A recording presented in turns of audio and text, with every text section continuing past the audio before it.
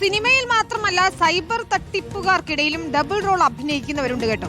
OLX പോലെയുള്ള online പ്ലാറ്റ്ഫോമുകളിൽ വിൽക്കാൻ വെച്ച സാധനങ്ങളുടെ പേരിലാണ് ഇത്തരത്തിൽ തട്ടിപ്പ് നടക്കുന്നത്.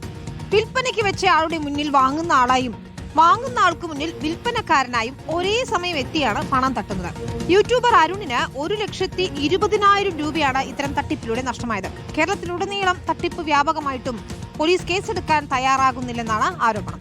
ഷബാസ് അഹമ്മദ് തയ്യാറാക്കിയ റിപ്പോർട്ടുകൾ. നമ്മളിതുവരെ അധികം കേട്ട് പരിചയിച്ചിട്ടില്ലാത്തൊരു തരം തട്ടിപ്പിനാണ് യൂട്യൂബറും സോഷ്യൽ മീഡിയ ഇൻഫ്ലുവൻസറുമായിട്ടുള്ള അരുൺ ഇരയായിരിക്കുന്നത്. ഈ തട്ടിപ്പ് നടക്കുന്നത് ഇങ്ങനെയാണ്. അതായത് നമ്മൾ വാഹനങ്ങളോ ഉപകരണങ്ങളോ ഒക്കെ വിൽക്കാനോ വാങ്ങാനോ ശ്രമിക്കുമ്പോൾ അതിനിടയിൽ നിന്നുകൊണ്ടാണ് തട്ടിപ്പ് നടക്കുന്നത്. എങ്ങനെയാണ് ഈ തട്ടിപ്പിന്റെ ഒരു രീതി? ഇത് പറഞ്ഞു മനസ്സിലാക്കാന്ന് വെച്ചിട്ടുണ്ടെങ്കിൽ അത്രയും ബുദ്ധിമുട്ട് പിടിച്ചിട്ടുള്ള ഒരു കേസാണ്. അപ്പം നമ്മൾ അതിനു മുമ്പേ ഈ പറഞ്ഞു മനസ്സിലാക്കാൻ ബുദ്ധിമുട്ടാണ്, പക്ഷേ പൈസ പോയി അല്ലേ? 1,20,000 രൂപ പോയി. എന്നുവെച്ചാൽ നമ്മുടെ ഷോറൂമിലേക്ക് ബൈക്ക് വന്നിട്ടുണ്ട്, ബൈക്കിൻ്റെ പേപ്പേഴ്സ് വന്നിട്ടുണ്ട്, ഓണറിൻ്റെ ആധാർ കാർഡ് വന്നിട്ടുണ്ട്. ഇതിൻ്റെ ഇടയിൽ നിന്ന് കളിച്ച ഒരാൾ ആ പൈസ കൊണ്ടുപോയി. പൈസ ഇട്ട് കൊടുത്ത ശേഷം ബ്ലോക്കായി. പക്ഷേ എനിക്ക് വണ്ടി കൊണ്ടുവന്ന ആൾ വെയിറ്റ് ചെയ്യുക പൈസയ്ക്ക് വേണ്ടിയിട്ട്. അവൻ ഇതേപോലെ പറ്റിച്ചിട്ടുള്ളതാണ്. ഞങ്ങളുടെ ഷോറൂമിൻ്റെ പാർട്ട്ണറാണെന്നും പറഞ്ഞിട്ടാണ് അവനെ വിളിച്ചു വരുത്തിയിട്ടുള്ളത്.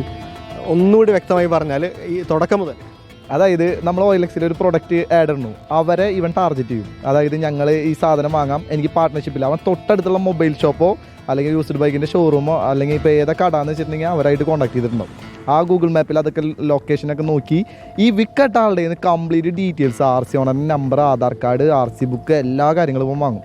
എന്നിട്ട് നേരെ ആ ഷോറൂമിലത്തെ ആൾക്കാരെ വിളിച്ചിട്ട് അവൻ്റെ വണ്ടിയാണ്, അവൻ പുറത്താണ്, അതുകൊണ്ട് എൻ്റെ ഒരു വണ്ടി ഞാൻ എൻ്റെ ഒരു കൂട്ടുകാരൻ്റെ കയ്യിൽ കൊടുത്തു വിടുന്നുണ്ട്, നിങ്ങളത് വാങ്ങണമെന്നും പറഞ്ഞിട്ട് വിടും. അപ്പം നമ്മളിങ്ങനെ നോക്കുമ്പോൾ നമ്മളും ആ കൊടുത്തു വിടുന്ന ആളും തമ്മിൽ സംസാരിക്കാനുള്ള ഗ്യാപ്പ് ഉണ്ടാക്കില്ല. ഇപ്പോൾ ഓൾറെഡി അവരോട് പറഞ്ഞിട്ടുണ്ടാവും കമ്മീഷൻ കയറ്റി വയ്ക്കും, അതുകൊണ്ട് നിങ്ങളായിട്ട് ഡയറക്റ്റ് സംസാരിക്കേണ്ട പ്രൈസ് നല്ല എമൗണ്ട് ഞാൻ വാങ്ങിച്ചു തരാം.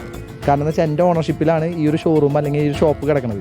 അതേപോലെ തന്നെ ഞങ്ങളുടെ അടുത്ത് പറയും ആ വന്നോ കമ്മീഷൻ അടിക്കും, അതുകൊണ്ട് കറക്റ്റ് റേറ്റ് നിങ്ങൾക്ക് കിട്ടണമെന്ന് വെച്ചിട്ടുണ്ടെങ്കിൽ പേയ്മെൻറ്റ് എനിക്ക് തന്നാൽ മതി എന്ന് പറയും. നമ്മളെല്ലാ കരാറ് എഴുതിയിട്ട് പേയ്മെൻറ്റ് ഇട്ട് കൊടുത്ത വെച്ചാൽ നമ്മൾ ബ്ലോക്കാക്കി. എന്നിട്ട് കുറച്ച് കഴിഞ്ഞിട്ട് നീ കൊണ്ടുവന്ന ആൾ പോകണില്ല. അപ്പോൾ ഞങ്ങൾ ചോദിച്ചാൽ എന്താ പ്രൂഫ് പോകാതെ? എനിക്ക് ആ നിങ്ങളുടെ മാനേജർ പൈസ ഇട്ട് തന്നിട്ടില്ല എന്ന് പറഞ്ഞപ്പോഴാണ് നമുക്ക് തട്ടിപ്പ് മനസ്സിലായി. അതാണ് തട്ടിപ്പിന്റെ പല രൂപങ്ങളാണ്. വാങ്ങുന്നവനായും വിൽക്കുന്നവനായും അങ്ങനെ എന്തൊക്കെ റോളിലെത്തിയാണ് ഓരോ തട്ടിപ്പും നടക്കുന്നത്. വിശദമായ അന്വേഷണം തന്നെ പോലീസ് നടത്തേണ്ടുന്ന വിഷയമാണ്.